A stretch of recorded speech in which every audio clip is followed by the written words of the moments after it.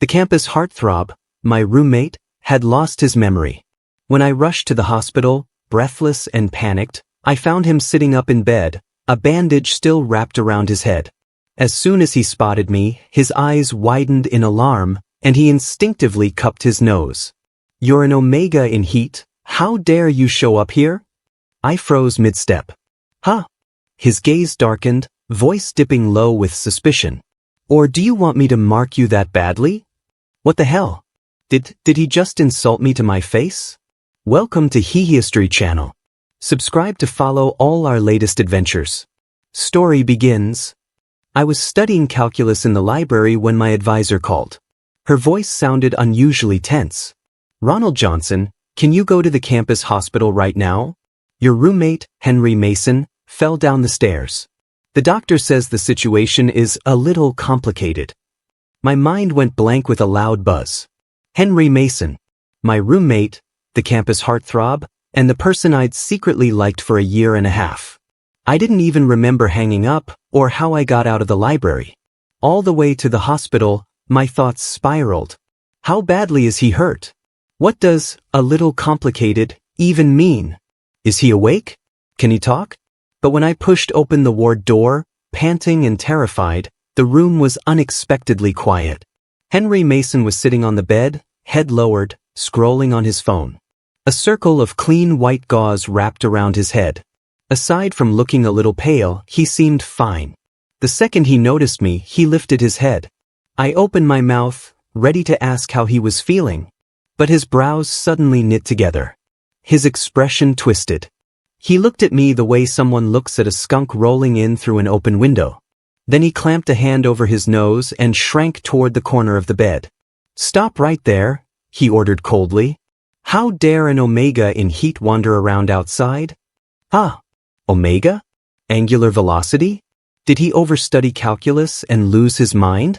I didn't even have time to form a complete thought before his eyes darkened. He got out of bed in a single step, long legs, steady posture, and started walking straight toward me. I backed up instinctively until I hit the door with a dull thud.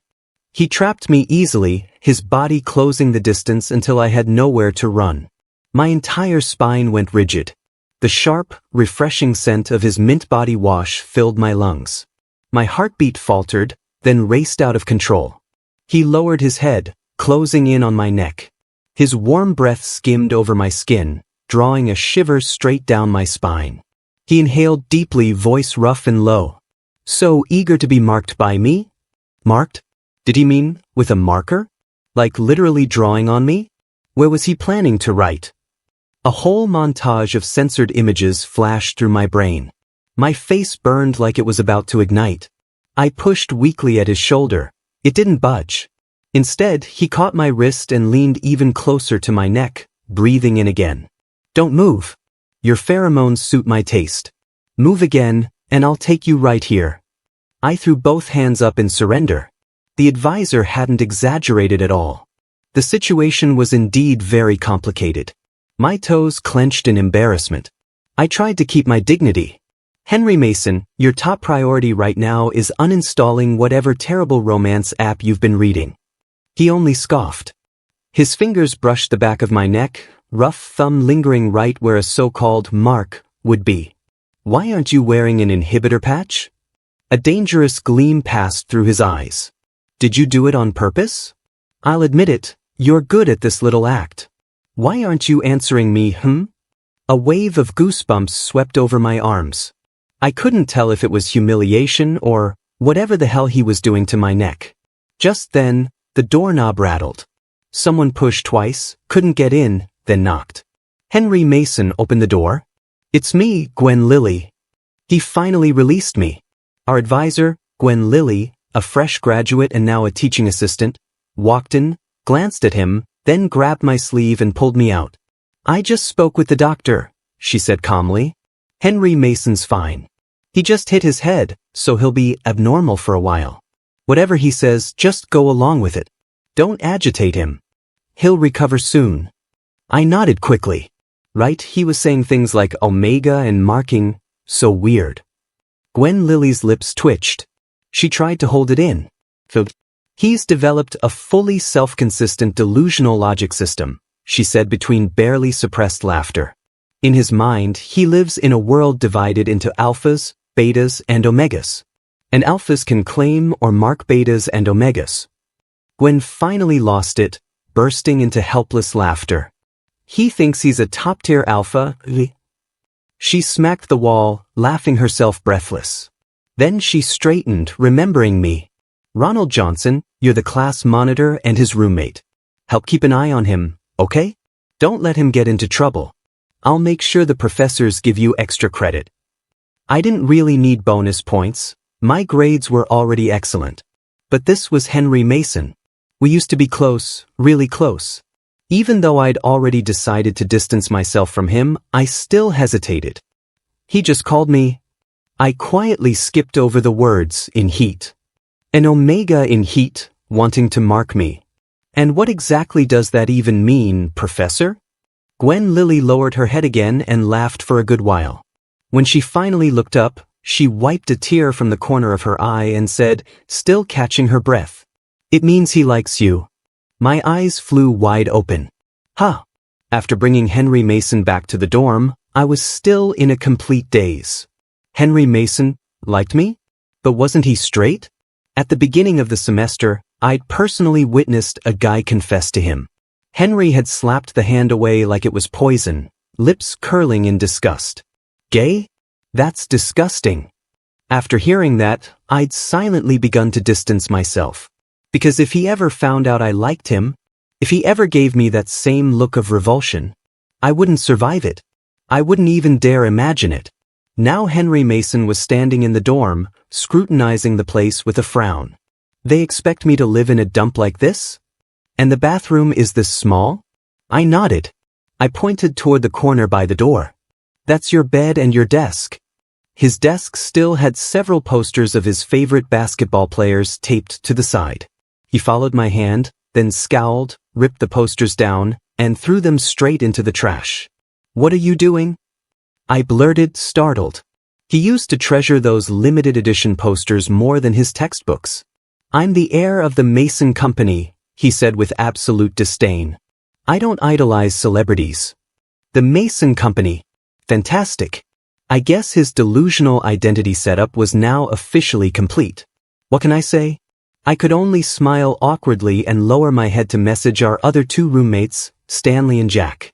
Henry Mason hit his head. He's acting weird. Advisor said to just go along with him. Don't trigger him. Whatever he says, just agree. After I sent the messages, I realized Henry Mason was staring at me. Why haven't you left? Because I live here? I pointed to my own bed. Right next to his. Only a meter between us. His expression changed instantly. Unbelievable. This school actually places alphas and omegas in the same dorm? What if something happens? Who takes responsibility? A bunch of incompetent fools. He paused, then inhaled deeply. No scent of other alphas. The other two must be betas.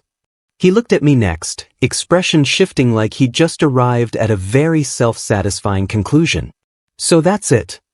His gaze lingered on my face, long enough for color to creep up his ears. Then, stiffening his neck, he declared, "You begged me to move in with you, didn't you?" I stared at him in speechless disbelief. "Sure. Let's go with that," I sighed.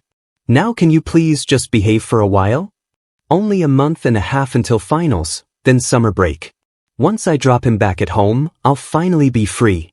Henry Mason flashed a triumphant smile. I sent him my class schedule. Last semester, he had copied my elective list to pick his courses. He sat next to me in every lecture. Until later, when everything changed. I pushed the thought aside and said, "Henry Mason, tomorrow morning we have calculus. Mr. Harrison said there'll be a quiz. You should review." Henry arched a brow with arrogant confidence. "A mere quiz? Review? You really don't understand the superiority of a top-tier alpha." He sauntered to the desk, flipped open the second volume of Advanced Calculus.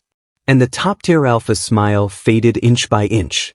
He stared at the book for 10 whole minutes without turning a page. I wanted to help him, but he'd forgotten everything. Tutoring him now would be a task fit for the gods. So I forwarded him all the calculus video lectures I'd saved. Just skip the quiz this time. Watch the lessons and try to catch up before finals. Henry glanced at me, genuinely confused. Aren't you an omega? Why do you understand calculus? I froze.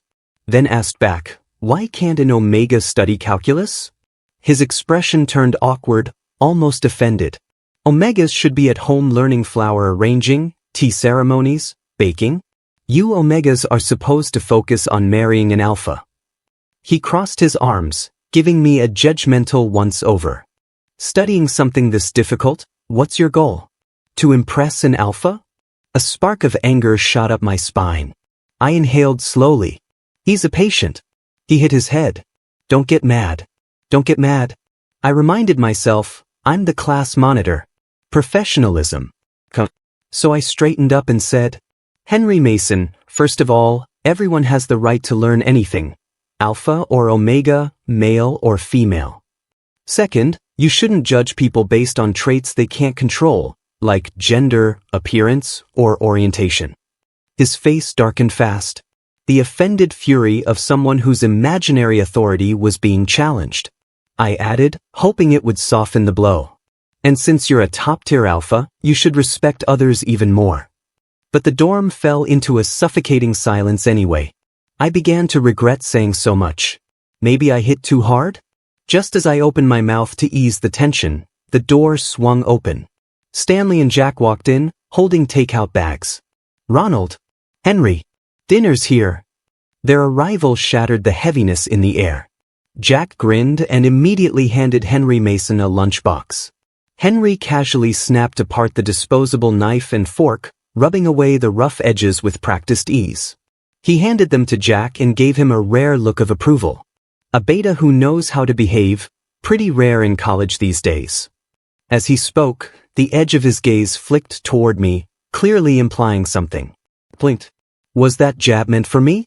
Jack turned to Stanley, still holding the utensils. What did Henry just say? Something about a tower? Stanley looked just as lost. I think he said beta? The pilot one. Then, as if struck by inspiration, Stanley started to sing. Beta, beta, beta, the one who flies the planes. I couldn't take it anymore and interrupted, Beta drives the tank. The one who flies the plane is Shook. Henry Mason was being thoroughly ignored. He slammed his palm on the table. Quiet. The singing and laughter in the dorm came to an immediate halt. Henry's eyes locked onto mine, sharp as glass.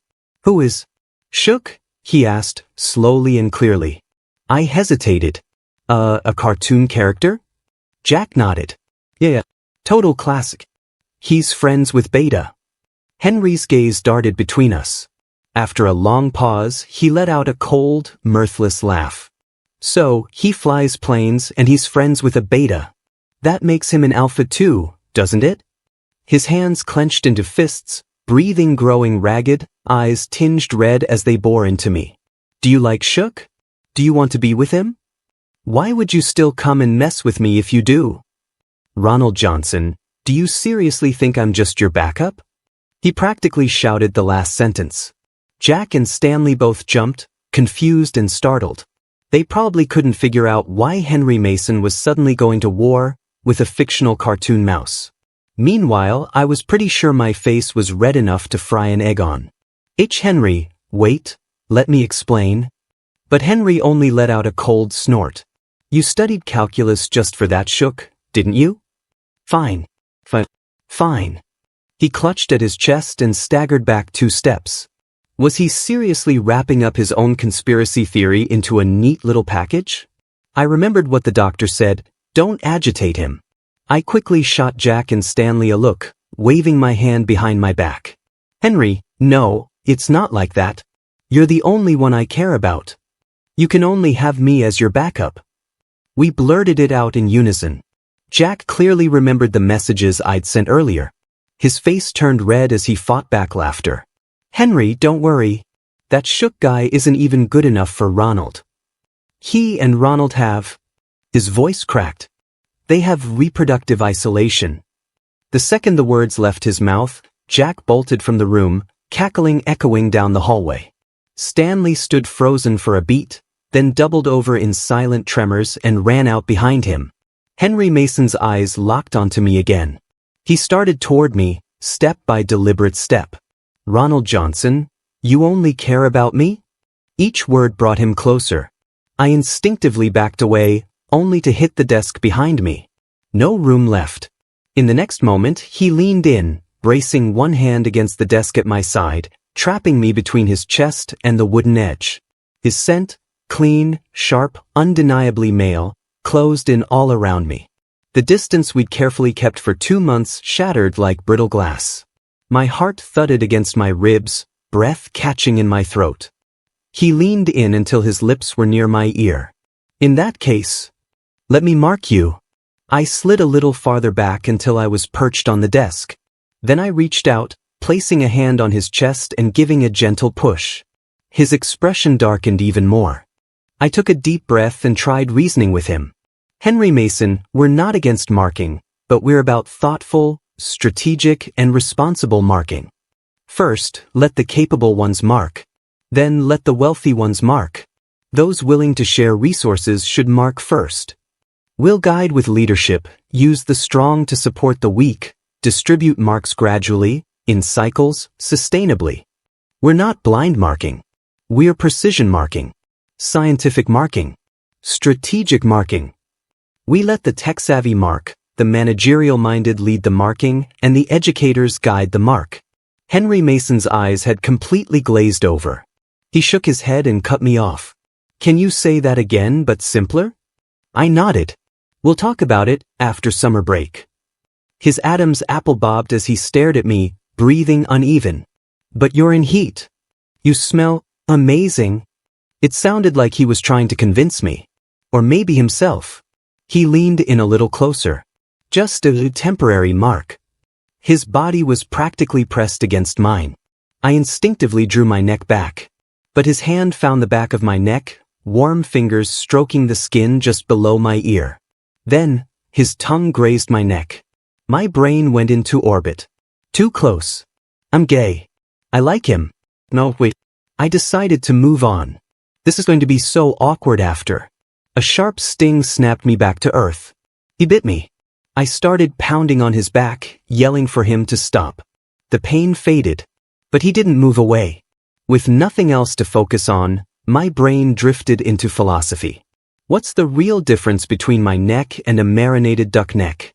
What was he even doing with all that sucking? After a long pause, Henry Mason finally let me go.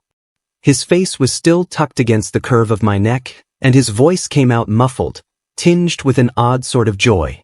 "You're my omega now." Then he lifted his head and looked me in the eye, solemnly saying, "You like someone who can fly a plane, right? I can learn. Can you please stop thinking about Shook?" I couldn't help but laugh. He was being ridiculous, and honestly, kind of pitiful. I pushed him back a little, exasperated.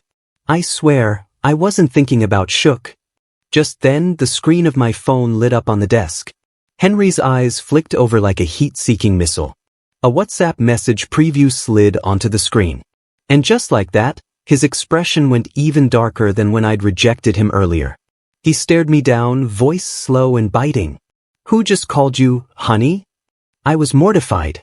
Looked up, looked down, looked everywhere but at him. The truth? It was from someone I'd been, sort of talking to. After Henry Mason's whole "I love you but I'm also gaslighting you" phase for a month, I gave up. There were plenty of decent guys out there. Why keep orbiting the same black hole? I swiped around on a dating app for a couple of weeks and ended up chatting with a guy from a different campus of our university. We hadn't even met yet. But he was already calling me, honey. Henry reached for my phone. I panicked, swiped the screen away and sat down, on my phone. Logically, that should have been the end of it. Right? Not him kneeling there, clutching my ass with glassy eyes, looking like his heart had just been fed through a paper shredder. I'm going to pretend I didn't see that. But don't ever let me catch something like that again. And don't tell anyone else. Being your side piece, that kind of thing could really damage the Mason Company's reputation. I wouldn't want those old men giving you a hard time. That pitiful, wounded tone of his. It hit all the soft spots in me like a well-aimed dart. I looked at his absurdly handsome face, angled in pain. And I caved like wet paper. So what if I spoiled him for another month and a half? I could just go clear things up with that guy. I wrapped my arms around Henry's back and pulled him back into my neck. There's no one else. You're not some side piece. The message was from a girl selling custom cakes. She calls all her customers honey. But my honey's only you. Henry stiffened, then hugged me back tightly. I'm an alpha, he muttered. And that cake better be low sugar. I patted the back of his fluffy head and whispered, okay, honey. That night, after lights out in the dorm, Henry Mason sent me a message. It was a picture. A cartoon mouse flying a plane. Then another message came in. So shook as a mouse? I buried my face in my blanket, trying not to scream with laughter. Beta's a mouse too. Neither of them is an alpha. And together, they're like, maybe 20 centimeters tall. His chat bubble showed, typing. Then, nothing. I sent a confused emoji. The next moment, my bed curtain lifted. He crawled inside. I scooted over to make space for him. What's wrong? I whispered. He slipped under the covers and pulled me into a tight hug, hot, even through the blanket. Then he whispered into my ear. How did you know they were 20 centimeters? My head was full of question marks. Then his hand took mine and started moving it down. My brain exploded. Get back to your own bed. I kicked him off full force.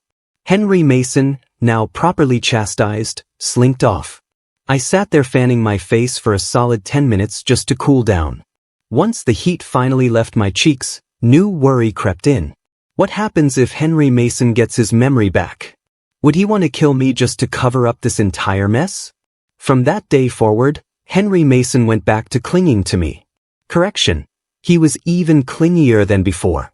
At least he used to go play basketball, attend club activities, grab dinner with friends. Now he canceled everything and revolved around me like I was the sun and he was a particularly aggressive moon. I was speechless. But hey, he was still technically a medical case. So I let it slide. Advisor Gwen Lilly had contacted his parents overseas. But after hearing it wasn't anything serious, they basically shrugged it off. They just wired him a few $100,000 and told him to go enjoy himself. So Henry Mason tried to drag me out to enjoy life every single day. We could visit this spot in the next city over this weekend, he said, leaning on me while flipping through photos on his iPad. It's not tiring, and the scenery looks amazing. I flipped through the images, intrigued. And there's a new 5-star hotel right next to it. Snip. I shut the iPad case right in his face. He looked mildly wounded. I softened my voice. Honey, that's too far. I get tired. The next day, he climbed onto my bed again, iPad in hand. There's a new RV campsite over by West Hill. We could rent one for the weekend. Go camping under the stars. Perfect weather, neither hot nor cold. We could barbecue. Fly kites. I hesitated. Honestly, I kind of wanted to go. But not just the two of us. Henry Mason had been hounding me to hang out every day. This couldn't go on forever. I had to come up with a workaround. So I asked, what if we invited Stanley and Jack along? Henry's smile froze for a second. Then he answered, still smiling, no problem. Before the camping trip, I caught Jack and Stanley for a quick heart-to-heart while Henry was in the shower. Henry Mason isn't in his right mind right now, I said. We need to be patient. Jack and Stanley both nodded seriously. But he's developed some warped beliefs. We can't just indulge him blindly because of that. More nodding. I was about to launch into a whole speech on boundaries and moral clarity, when the sound of running water stopped in the bathroom. I quickly leaned in. During the trip, you guys have to save me. Jack blinked. Save you? Stanley scratched his head. From what? Is it dangerous? I nodded solemnly. It's kind of dangerous. I think Henry Mason might actually want to with me. My voice faded off. Jack's eyes lit with realization. Circle and cross. Did he have to be so direct? Stanley added, so you want us to be, like, your decoys? I slapped a hand over my face. No. I don't want to circle and cross with him. I'm just playing along. Taking care of a patient. Jack squinted. You two aren't already dating. Stanley chimed in. We thought your lips were already worn out from making out. What? Jack gave me a strange look. Last Wednesday, you and Henry came back from that cafe off campus. Your lips were busted. Wasn't that from kissing? Stanley nodded. Yeah. Looked like it. I searched my memory, then gasped. That was because I was tutoring him in calculus. I was so stressed I got a cold sore. And I picked at it. I dropped my voice. I didn't kiss him. Inside the bathroom, Henry was still humming happily. Jack frowned. That doesn't make sense. I thought he was planning to confess to you? Excuse me? I whipped my head toward Stanley. Is that true? Stanley nodded slowly. You were coming and going all the time back then. He spent days practicing in front of the mirror. His normally blank face suddenly came alive as he mimicked Henry's deep, serious tone. Ronald Johnson. I've been watching you for a long time now. Jack snorted. Fake-ass Romeo. Stanley continued, unfazed. You're amazing. Would you consider being with me? Then he dropped the act and turned back into a statue. I was half mortified, half moved. Mortified because they clearly knew everything now. Moved because neither of them said a single thing about my orientation. No judgment. Just acceptance. I was about to ask more, when the bathroom door opened. Henry Mason stepped out, steam billowing around him. He was wrapped in nothing but a towel, droplets of water trailing down his well-defined abs, disappearing into the fold of terry cloth. My face heated instantly. I turned and pretended to be fascinated by something on my desk. I'm gonna shower. I dodged around him and slipped into the bathroom. Before I could shut the door, he chuckled softly behind me. Can't wait to get a whiff of my pheromones, huh? I instinctively took a step back. Then I paused. I couldn't keep letting Henry Mason get the upper hand. I'm a fast learner and fiercely competitive. After hearing Henry's take on ABO theory, I'd done my own deep dive. Extensive research. Full absorption. I could now throw around advanced terms with confidence. I gave him a mischievous smirk, leaned in close to his ear, and sniffed. Twice. I've undergone a secondary differentiation. I'm an enigma now. Your pheromones are so sweet. Then I leaned back, eyes sparkling, waiting for his reaction. Henry Mason's entire face went red. He glanced nervously at Jack and Stanley, then mumbled under his breath. I'll let you sniff all you want after lights out. I blinked. That was not the reaction I expected. Wait, do you even know what enigma means? He shook his head, looking adorably confused.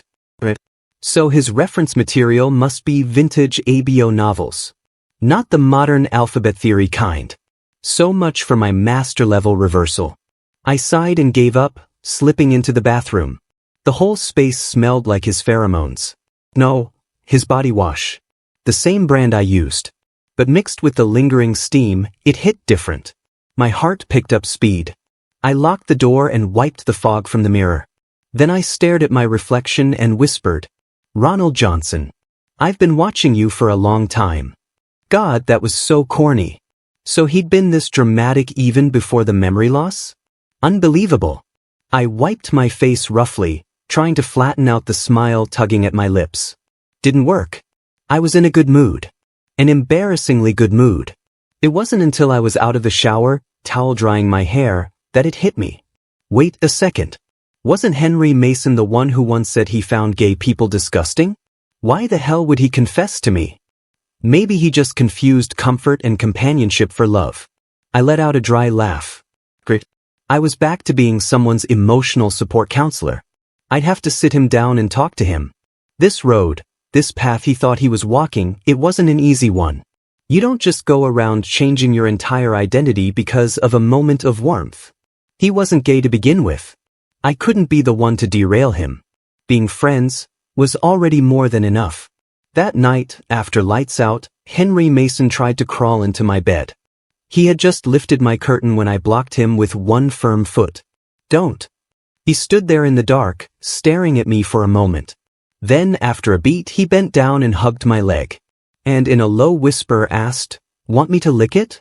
I immediately snatched my leg back and shoved both feet under the blanket like my life depended on it. Was he okay? I mean, wasn't this guy supposed to be straight?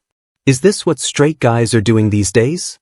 While I was burritoing myself in my blanket, Henry Mason went ahead and climbed into bed beside me. Dorm beds were only 1.1 meters wide. 2 6-foot men sharing that space meant things were tight. He turned sideways, resting his head on his arm, and watched me. His other hand landed casually on my waist. "Craving my pheromones again, huh?" He mumbled softly, almost sleepily. "You omegas are always like this. Too proud to ask for what you want. Then when I do show up, you act all shy. You should just admit it. Would make things a lot easier." My expression cracked. "This dude," I said flatly, all right. Just release some pheromones and go back to your bed already." Henry licked his lips slowly. Moonlight poured in through the window and filtered through the bed curtains, casting silver shadows across his features. He looked like a ghost from a dream, beautiful, dangerous, unreal. That dreamlike mouth of his parted slightly. "Let's reinforce the temporary mark," he whispered. I snapped out of it. The back of my neck still hurt from last time. "Any other methods? If not, then forget it. Let's just sleep." I was tired and just wanted him to shut up and get some rest. But his expression turned odd. He furrowed his brows slightly, then leaned in to whisper. "Pheromones are present in bodily fluids too." Bodily fluids? My face instantly went up in flames. Then, his face got closer. His lips brushed against mine. "So it's just a kiss." His tongue slipped inside, warm and surprisingly skilled. There was a faint sound of saliva as he moved. I froze, panicking slightly. What if we woke the others? But after a moment of silence, it seemed Jack and Stanley really were asleep. We were already kissing. I gripped Henry Mason's face with both hands hard. "You think you can kiss me like that? Let me show you how it's done." I rolled over and pushed him flat. My tongue met his halfway. My entire body went numb. Sparks. Everywhere. From the soles of my feet to the top of my head, everything sizzled and burned. By the time I finally let go, I was panting, collapsed back onto the bed. Henry Mason stared at me with glittering eyes. "Can we do it again?" he whispered. I declined gently. "Let's get some sleep, honey. We've got a trip tomorrow." He grumbled but reluctantly returned to his own bed.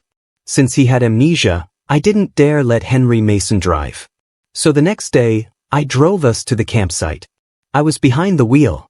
He was in the passenger seat. Apparently, he thought I was a fragile creature made of glass. He peeled tangerines for me, fed me water, slipped chips into my mouth, and insisted that I spit the seeds into his palm. If Jack and Stanley weren't busy gaming in the back seat, I would have melted from secondhand embarrassment on the spot. "Henry Mason, I'm done eating," I said patiently. "You don't have to treat me like this." He shook his head. "You're my omega. Taking care of you is my job." Also, he hesitated, then added softly, "Also, someday you'll be giving me little honeys. I need to start practicing how to take care of you now." My smile vanished. Give him what? I stared straight ahead and said nothing. Henry Mason glanced at me nervously. Did I say something wrong? I forced a smile. No. Just tired. And just like that, Henry lit up again. Henry Mason pulled up the navigation on his phone. We're about 10 minutes away from the next rest stop. Let's take a break there. I nodded. At the rest stop, Henry went off to buy snacks. I leaned against the car door, chewing gum. The gum grew harder and harder in my mouth. My jaw hurt. My eyes stung. My chest ached. Then I bit my tongue. The pain finally pushed the tears out. I sucked in a sharp breath, trying to cool the sting on my tongue. I pulled out my phone and opened the dating app again. There were 99 plus unread messages waiting in the inbox. That cheered me up a little. I looked up. Henry Mason was standing right in front of me. His eyes were fixed on my phone screen. I locked the screen in a panic. and died a little inside. The rest of the drive was silent. Henry didn't say a word. He held a massive bag of snacks, didn't open a single one, didn't feed me a bite. I didn't feel like coaxing him either. The silence got so loud even Jack and Stanley noticed. Jack stuck his head between the front seats. "You two fighting or what?" Henry didn't answer. I gave a little smile. "It's nothing. He just gets carsick." Henry turned to the window, stone-faced. "I'm not carsick. I'm people sick. Specifically, sick of your contact list." I smiled again. Didn't respond.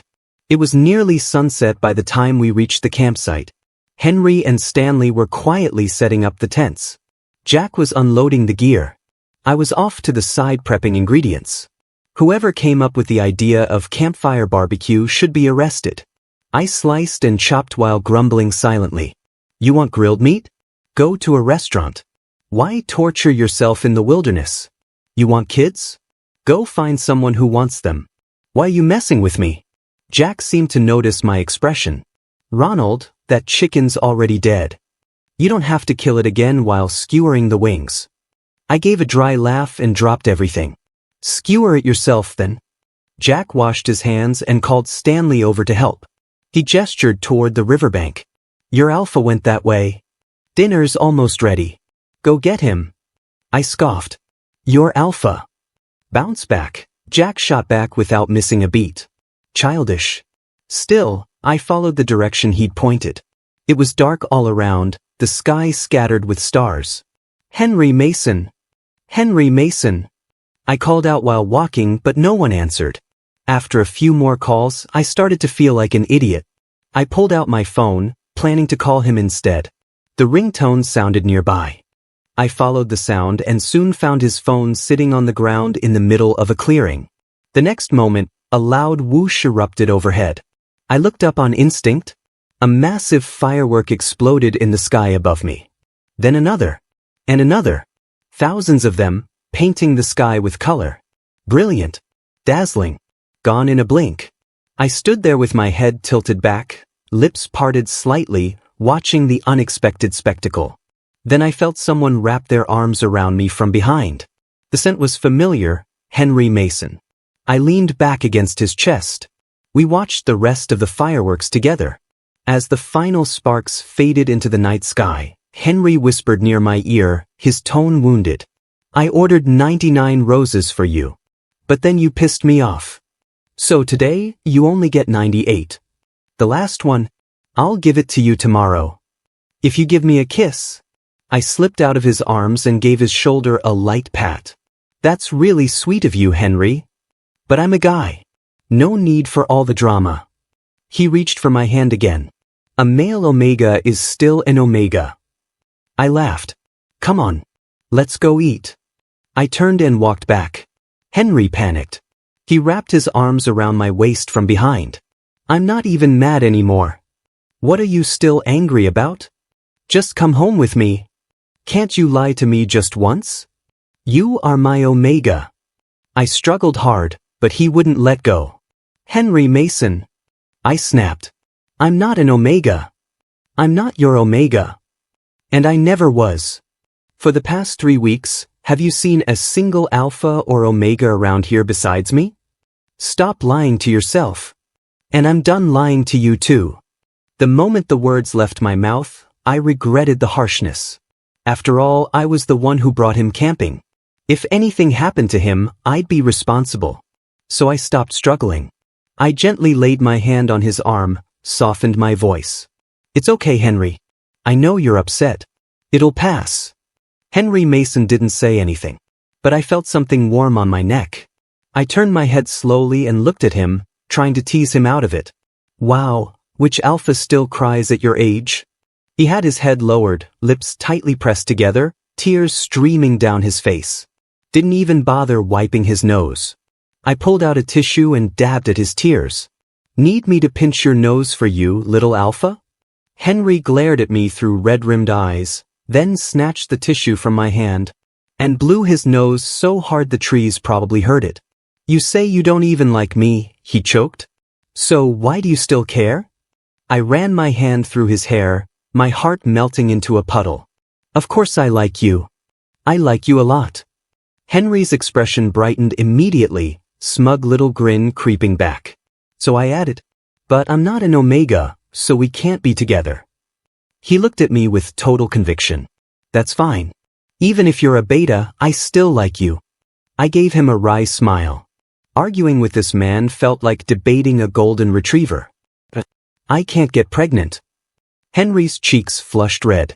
If it's deep enough, even betas can. Okay, that's it. I should have just let him cry. No matter how deep, I don't have the parts for that. I turned to leave, but he grabbed my hand again. You don't know that until we try. I was too tired to respond, just kept walking. He trailed behind me, muttering under his breath. It really is possible. Let's just try. Come on, I promise I'll make it good. Okay, now this conversation was veering off the rails. I stopped walking and turned to him. You really like babies that much? He nodded earnestly. Of course. I really like you. I mean actual babies. Infants. Henry blinked, confused, and slowly shook his head. They're fine, I guess? But they seem harder to raise than dogs. At least dogs eat dog food. Babies can't eat human food. What? Then why are you always going on and on about having a baby? He took my hand and pressed it to his face. His skin was burning hot. Because I want to, do it. These steps that come before the baby. And now my face was on fire. The rest of the evening passed in a daze. I ate, I watched a movie, I held a bouquet of 99 roses while Jack mocked me to death. Then it was time for bed. Henry and I shared one sleeping bag. That bastard deliberately bought a two-person one. We were both in just t-shirts and shorts. His legs tangled with mine. Every time he moved, I felt it all the way up to the back of my skull. We could both feel the tension. Still, I forced him to keep his hands out of the bag. Henry was on the verge of tears again. He leaned in to whisper against my ear. When can we finally have a baby? My voice came out hoarse. When you pass your calculus final. Henry whined like I'd just sentenced him to death. That sounds like it's never gonna happen. I chuckled and patted his head. There's hope. When you get your memory back, then maybe. If you still want me after that, I didn't say. Henry looked miserable. I leaned closer to comfort him. How about a kiss? Let's stop fighting. Just one kiss. What could it hurt? Even if he remembered everything later and went back to being a straight guy, he wouldn't kill me over this. Besides, we'd already kissed. Henry shook his head. One's not enough. I want 3. I bumped my forehead against his and kissed him. The day Henry Mason got his memory back, everything seemed completely normal. But to me it was huge. It was the day before our calculus final. Mr. Zhang was giving a review lecture. I was full of energy. I bought us both coffee. I sipped mine and handed the other to Henry. He looked at me puzzled. Zhang's giving review notes in the morning lecture. I said, stay sharp. Henry Mason looked at the coffee, then at me. Then finally at the calculus textbook in his hand. His expression shifted. And then, he downed the coffee in one go. During that lecture, his eyes were wider than a startled ox. What followed were 3 full days of us renting study rooms. Reviewing day and night, like our lives depended on it. After the calculus final, we kept the momentum going and started prepping for all our other exams. The finals lasted 2 straight weeks. During that time, neither of us mentioned anything about his memory loss. After exams were over, our dorm went out for barbecue to celebrate. Jack passed a chicken wing to Henry Mason. Here, feed your omega. Henry Mason calmly pulled the meat off the skewer, and with casual ease, said, I got my memory back. The shrimp I was eating slipped out of my hand and flopped into my plate. When? Why didn't you say anything? I wiped my mouth in a hurry, fumbling for a tissue. Henry Mason placed the wing gently on my plate. The day Zhang gave the review notes. So he remembered everything, and still kept kissing me every day? I didn't dare ask. Didn't even dare look at him. Jack slapped the table, laughing. Ha! Looks like calculus scared him straight, fixed the whole brain. Stanley chimed in, Forget crying wolf. Tell the next generation calculus is coming. Jack shot him a death glare. Unfortunately, Stanley didn't notice. Henry Mason turned to me. Not eating your shrimp? I nodded vaguely. He picked up the half-eaten shrimp I'd left and popped it into his mouth. I panicked. Don't. I'll order more. I tried flagging down a server, but Henry gently pressed my hand down. It's fine. I don't even like this stuff. I just hate wasting food. Jack snorted. Mr. Humble Alpha strikes again. Henry gave him a small smile. Hey Stanley, ever met Jack's high school girlfriend? Jack froze mid-chew, then suddenly found a lot to do. Wow, this beef is amazing. Should we get 15 more skewers? Waiter? Hello? On the walk back to the dorm, we split into pairs. Jack and Stanley walked ahead. Henry and I took the rear. Henry broke the silence. Any plans for the summer? Probably just stay local and intern, I replied. If you're staying, he said, then obviously I'm staying. I joked, not going back to the Mason Company? He turned and looked at me. Nope. Wherever my Omega is, that's where I'll be. I laughed and sped up, trying to shake off the heat rising to my face. How romantic of you, Henry. He caught up, laced his fingers through mine. Under the street lamp, our shadows stretched out in front of us. I couldn't help blushing. Unbelievable, he muttered. Yesterday I was your honey, and today I'm just Henry again. He swung our joined hands as he walked. Textbook avoidant personality. Your whole star sign screams it. I coughed awkwardly, trying to change the subject. You believe in astrology now? He kept swinging our hands. You might not believe this, but I also checked blood types, MBTI, and even chatted with AI for tips on how to win you over. He scratched the back of his head sheepishly. I was literally doing an ABO personality quiz when I fell down those stairs. Also filled it out for you. A couple minutes passed in silence. I finally said, well, then I should have come out as an alpha. Henry didn't reply, just sent me a link. I looked down and started filling out the test. Beside me, Henry announced loud and clear. Alpha, beta, omega. Doesn't matter. I like you no matter what. His voice carried far into the night. I slapped a hand over his mouth. Keep it down. This isn't exactly something to yell about.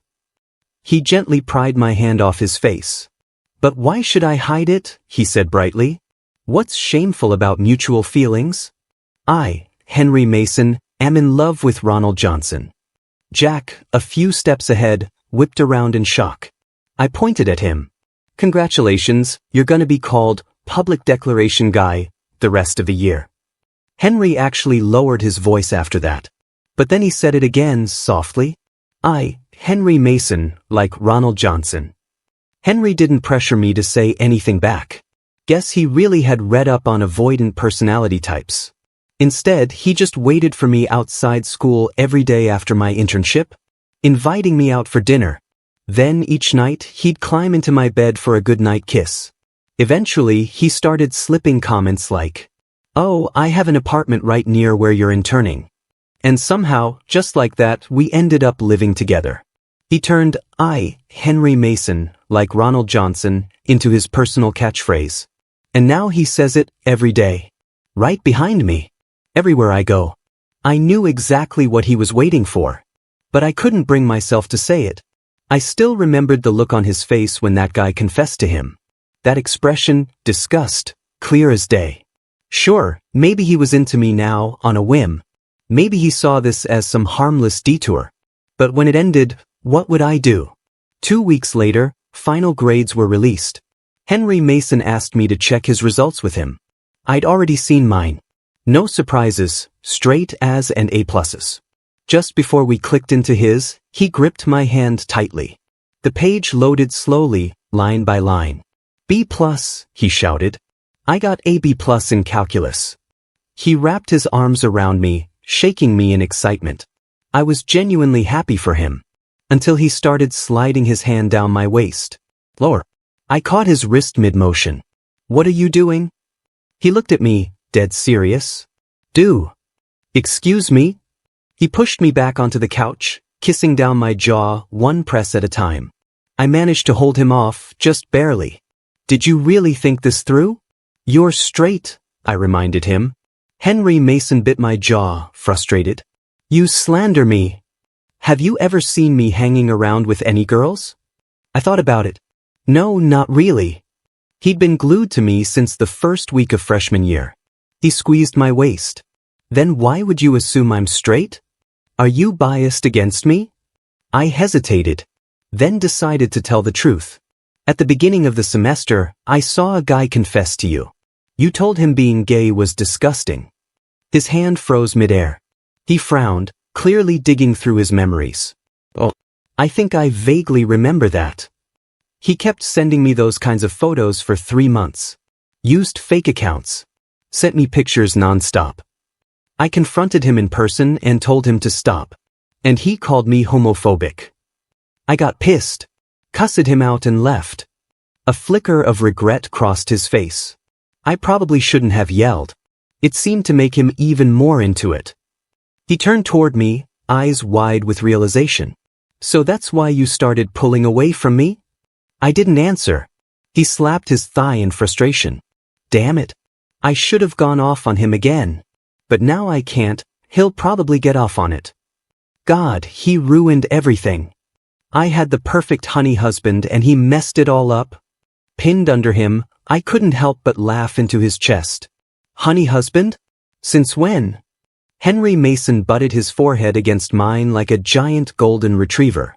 You're my one and only, my absolute favorite, my incredible, unbeatable honey wife. Got a problem with that? He glared at me like he was daring me to disagree. My heart went soft. No problem at all, I said, grinning. I fully support this marriage. I leaned up and kissed the corner of his mouth. Then, a bit awkwardly, but still holding his gaze, I asked, would you want to give your honey wife a permanent mark? As soon as the words were out, I buried my face in the crook of his neck. Henry Mason went completely stiff. Every muscle in his body locked up like stone, pressing hard against mine. His voice was hoarse, nearly cracking. I've wanted to, for so long. Since the first time I saw you. The end. Thanks for stopping by. Subscribe and hit the notification bell so you don't miss out on any new videos.